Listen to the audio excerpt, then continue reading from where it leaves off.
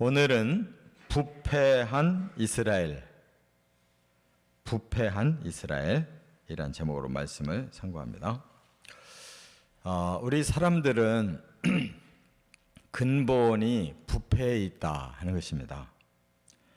처음 사람이 하나님의 말씀을 불순종하고 사탄의 말을 들으면서 이제 죄가 들어왔고, 그 죄는 점점 더 사람의 마음을 썩게 만듭니다.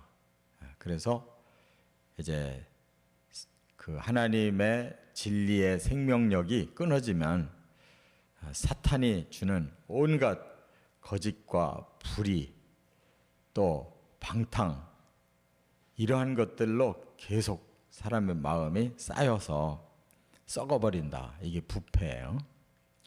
그래서 오늘 본문에는 이 부패한 그 사람의 모습을 세 종류로 보여줘요. 우리가 마음이 얼만큼 썩었나, 얼만큼 타락했나, 이거를 가늠해 볼 수 있는 단어가 세 가지가 있습니다. 그래서 우리가 이런 사람들을 진단하고 어느 나라나 민족이 왜 이렇게 썩어서 망했나를 바로 이런 기준으로 보면 틀림이 없어요. 이제 이스라엘은 하나님의 선민인데 바로 그들에게서 이런 부패가 만연하다.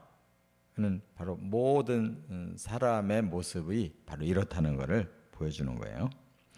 첫째는 8절부터 10절까지 보면 탐욕이라고 하는 것이 부패예요. 이 탐할 탐자, 욕심욕자. 그러니까 그냥 자기의 그 본능적인 욕망이 끌어올라서 뭐든지 자기가 하고 싶은 대로 막 다 끌어당기는 거. 이것이 탐욕이에요. 우리 사람의 욕망은 너무너무 무서워요. 별별 짓을 다 저질 수가 있어요. 그 욕심을 채우려고. 근데 여기서 지금 뭘 예를 들었냐면, 가옥에 가옥을 이으며 전토에 전토를 더하여 빈틈없도록 하고 이 땅 가운데서 홀로 거주하려 하는 자가 화가 있다 그랬는데, 이 말은 뭐냐면 막 집을 다 사들이고 땅을 다 사들여 가지고 자기 왕국을 만들려고 하는 사람들, 이 욕망에 사로잡힌 사람들의 탐욕. 언젠가 뉴스 들으니까 몇백 채 집을 가지고 있는 사람이 있다고 그러는데, 그런 사람들의 마음에는 그냥 오직 자기 욕심밖에 없는 거예요. 남이 어떻게 되든 나라가 어떻게 되든 그런 거 아무 상관이 없어요. 그냥 내 생전에 그냥 많은 집을 소유하고 그거 세놔 가지고 많은 돈을 벌겠다. 그냥 막 욕망이 가득한 거예요. 그런 사람들이 실제로 많이 있잖아요. 자꾸 땅을 사가지고 그냥 자기 땅을 계속 넓혀서 다 차지하고 싶어하는 이런 욕망에 빠져 있는 사람들, 이 탐욕이라고 그래요. 그런데 하나님께서는 땅을 처음 이스라엘에게 주실 때 어떤 원리를 주셨냐면 하나님 것이고 사람들이 나눠서 쓰는 것이라고 이렇게 말씀했어요. 그래서 12지파를 똑같이 제비 뽑아서 지파별로 땅을 나눠주고, 그러니까 우리나라 같으면 경기도, 강원도, 충청도, 전라도 하듯이 12지파로 다 나눠줬어요. 그리고 지파 안에서는 집안별로 또 다 나눠줬어요. 그래서 모든 사람들이 골고루 적당한 땅을 갖고 집을 갖고 이렇게 살게 하신 거예요. 그리고 살아가다 보면 사람들이 이제 부와 빈이 점점 드러날 수가 있잖아요. 똑똑하고 잘난 사람은 더 많이 사들일 수가 있고, 빈약한 사람은 자꾸 팔아먹게 되잖아요. 그래도 50년째가 되면 모든 걸 환원시켜야 다 제자리로 돌려버리는 거예요. 많이 가지고 있던 사람도 다 내놔야 돼요. 그게 희년이라는 거예요. 50년째가 되면 모든 걸 하나님 주셨던 그 처음 상태로 돌아가게 하는 거예요. 이게 율법이에요. 근데 사람들이 타락하니까 그 율법을 안 지키는 거죠. 그냥 계속 사들이고 누리다가 자기 자식에게 또 주고 또 주고 이래가지고 그 부의 세속 그 대를 잇는 이런 것이 바로 만연해진 거예요. 이스라엘에도. 그래서 이렇게 많이 가지면 행복하고 만족할 줄 알았는데 하나님이 그냥 안 놔두신다는 거예요. 여기 보니까 뭐라고 그랬어요? 허다한 가옥이 황폐될 것이다. 사람은 가지고 있는 대로 다 그게 자기 것이라고 생각하는데 그렇지 않다는 거예요. 하나님이 이제 그 탐욕을 심판하기 시작하면은 가지고 있던 것이 다 황폐해진대요. 그래서 열흘가리 포도원에서 한 바트 포도가 나온다 그랬는데, 열흘가리라는 말은 소를 끌고서 열흘 동안이나 갈아줘야 되는 포도밭이라니까 얼마나 큰 거예요. 근데 거기서 겨우 한 바트 23리터 포도가 나온대요. 그러니까 이건 완전히 농사를 망치는 거죠. 또 한 호멜에 씨를 뿌렸는데 한 에바가 난다.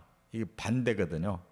한 호멜은 10에바가 되는 건데 씨를 한 말 심었는데 한 대박 열매밖에 안 나오는데 거꾸로 10배 이상 수확이 나와야 되는데 10분의 1밖에 수확이 안 나온다. 그럼 망하는 거잖아요.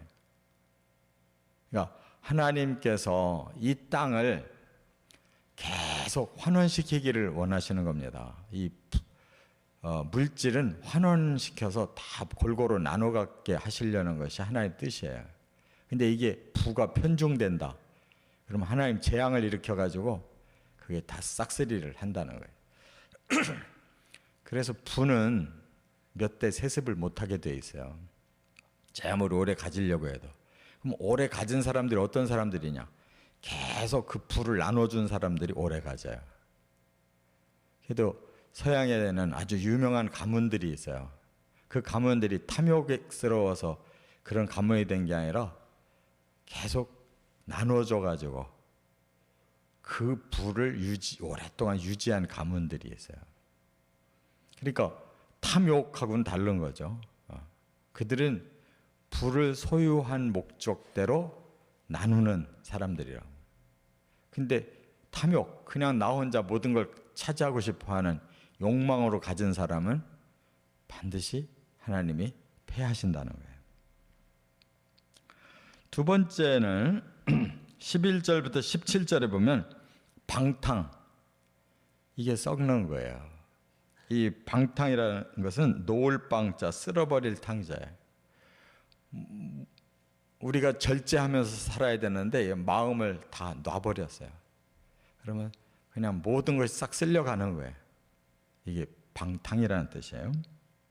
그래서 방탕의 첫 번째가 뭐냐? 사람의 그 쾌락을 자극하는 거예요.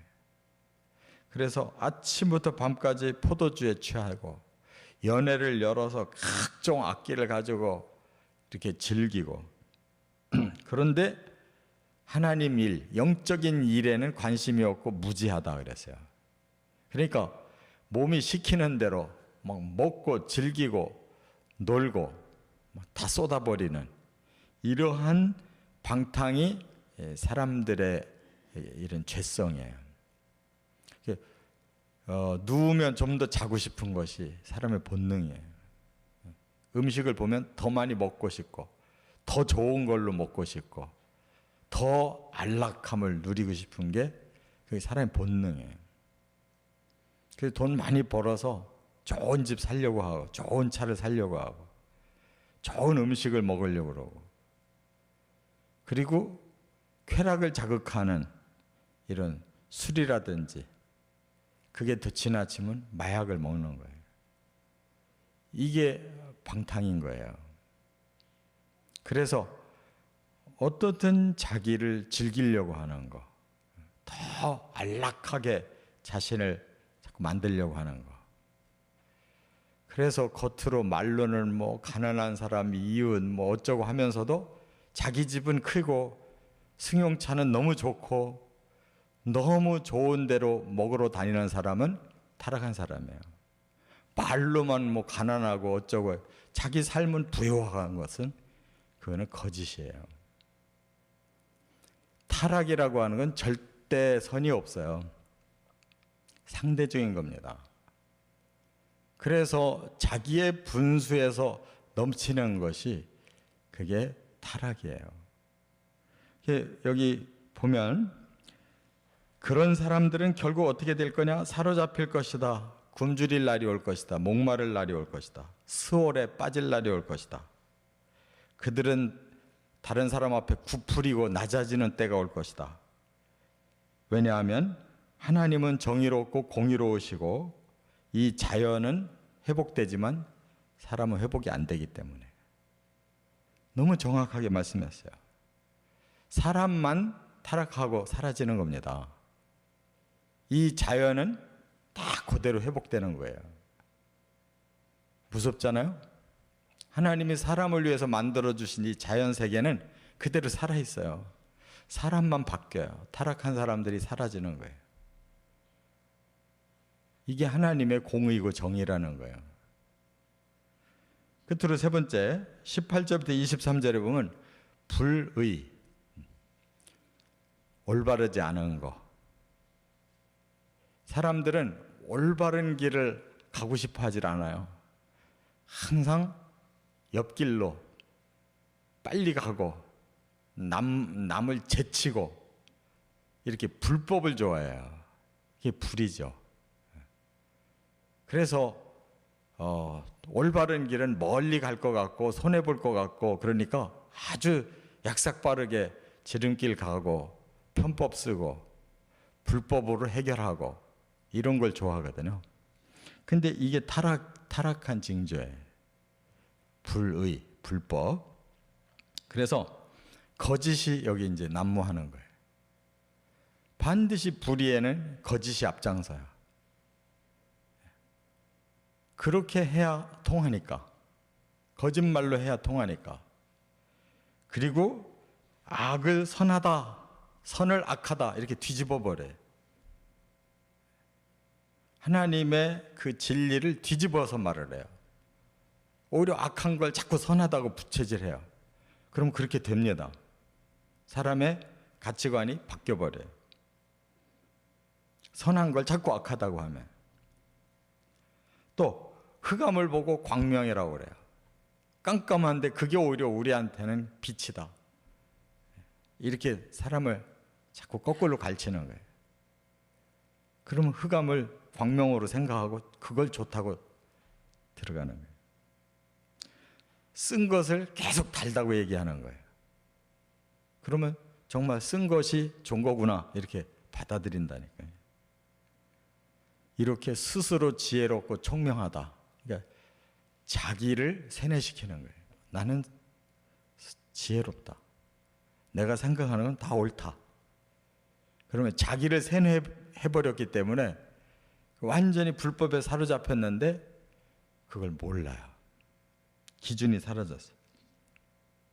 그리고 여기 보니까 뇌물을 받아가지고 뇌물을 받기를 원하니까 악인을 의인이라고 만들어요. 그래서 그 의인들의 공의를 다 빼앗는다. 그래서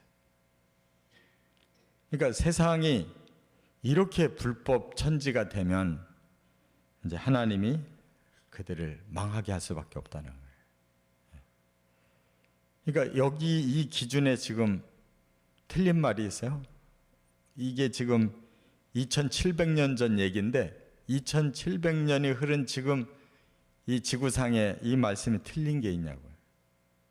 그렇기 때문에 진리인 거예요. 하나님 말씀은 2000년 아니라 2만 년이 지나가도 틀림이 없어요. 이 기준에서 벗어나서 계속 사람들이 탐욕을 부리고 방탕하고 불법을 저질러 가는 것이 바로 그들에게 심판이 임하는 원인이에요. 사람들은 계속 바뀌는 겁니다. 나라와 민족의 운명이 계속 바뀌어요. 정 이렇게 타락하면 하나님 그냥 안 두시는 거예요. 지금까지 세계에 많은 제국이 왔는데 제일 큰 제국, 오래간 제국이 로마 제국이에요. 로마 제국이 힘이 없어 망한 게 아닙니다. 이렇게 지도자들로부터 백성들이 이렇게 타락해서 망한 거예요. 탐욕을 부리고 방탕하고 불의를 저질러다가 망한 거예요. 스스로 쪼개지고.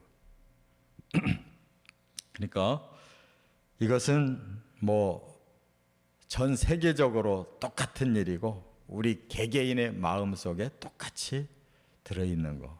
이걸 이기는 사람이 바르게 사는 사람이고 승리할 수 있고 하나님의 궁극적인 축복을 받을 수 있는 사람이라는 거. 이건 흔들리지 않는 진리예요. 이 진리만 따라가시기를 주의 이름으로 축원합니다.